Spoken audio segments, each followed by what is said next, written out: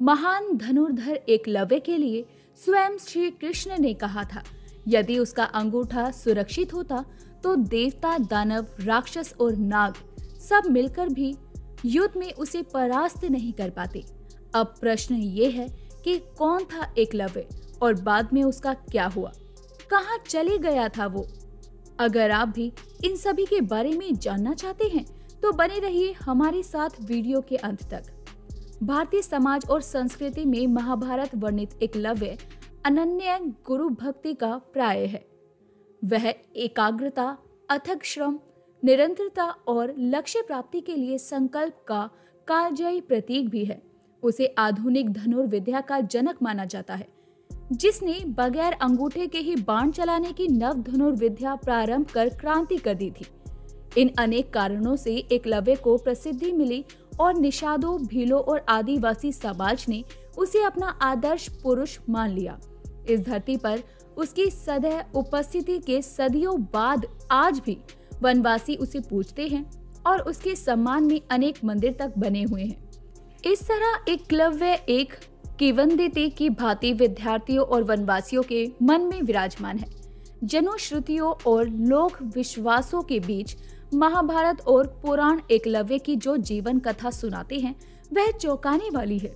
इसे देखकर लगता है कि एकलव्य महाभारत का मानो सर्वाधिक विरोधाभासी पात्र है। वह नायक भी है और प्रतिनायक भी है। एकलव्य के जन्म और मृत्यु दोनों ही अस्पष्ट है। पुराणों के वर्णन विरोधाभास भरे हैं और महाभारत भी उसकी अंत कथा पर प्राय मौन है।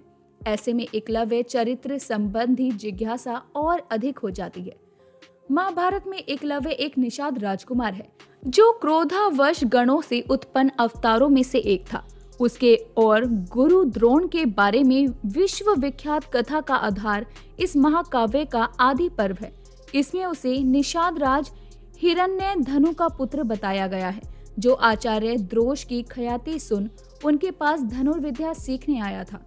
जब उसे शिष्य के रूप में स्वीकार नहीं किया गया तो वह वन में गया और मिट्टी से द्रोणाचार्य की प्रतिमा बनाकर उसी में गुरु की परम उच्च भावना रख नियम पूर्वक धनुर्विद्या का आभास करने लगा।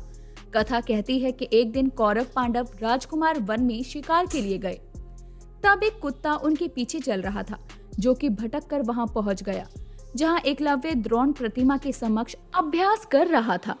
और उसके बाद एकलव्य को देखकर जब वो भौंकने लगा तो अपने अभ्यास में व्यवधान जान एकलव्य ने अपने अस्त्र लाघव का परिचय देते हुए कुत्ते के मुंह में एक साथ 7 बाण मारे। जब बाण सहित वह कुत्ता कौरव पांडवों के पास पहुंचा तो सारे राजकुमार आश्चर्यचकित रह गए। सब राजकुमार जब एकलव्य के पास पहुंचे तो उसने अपने आप को द्रोण का शिष्य बताया। यह बात स्वयं को गुरु द्रोण का सर्वश्रेष्ठ शिष्य मानने वाले अर्जुन को बहुत खली। उसने विनम्रता पूर्वक उसका उलाहना एकांत में द्रोण को दिया। तब द्रोण अर्जुन को साथ लेकर उसके पास गए और गुरु को साक्षात सम्मुख देख एकलव्य उनके चरणों में झुक गया। तब अर्जुन के हित के लिए वचनबद्ध द्रोण ने गुरु दक्षिणा में उससे दाहिने हाथ का अंगूठा मांगा और उसने प्रसन्नमुख उदारचित बगैर विचारे अपने दाहिने हाथ के अंगूठे को काटकर द्रोण को अर्पित कर दिया। इससे द्रोण भी अत्यंत प्रसन्न हुए और उन्होंने उसे संकेत मात्र से बताया कि किस प्रकार तर्जनी और मध्यमा के संयोग से बाण पकड़कर धनुष की प्रत्यंचा खींची जा सकती है। इस तरह द्रोण ने एकलव्य को अगले स्तर की धनुर्विद्या उत्तराधिकारी के रूप में सौंपी। एकलव्य हिरण धनु नामक निषाद का पुत्र था। उसके पिता श्रृंगवेर राज्य के राजा थे। उनकी मृत्यु के बाद एकलव्य राजा बना। उसने निषाद भीलों की सेना बनाई और अपने राज्य का विस्तार किया। और एक प्रचलित कथा के अनुसार एकलव्य श्री कृष्ण को शत्रु मानने वाले जरासंध के साथ मिल गया। जरासंध की सेना की एक तरफ उसने मथुरा पर आक्रमण भी किया।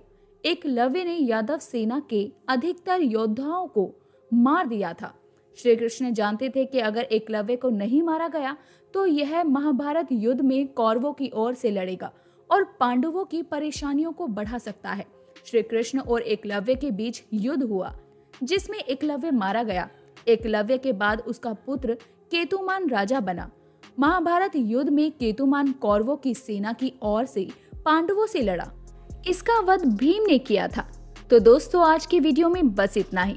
ऐसे ही सनातन धर्म के बारे में जानकारी रखने के लिए हमारे चैनल को लाइक, शेयर और सब्सक्राइब करना ना भूलें।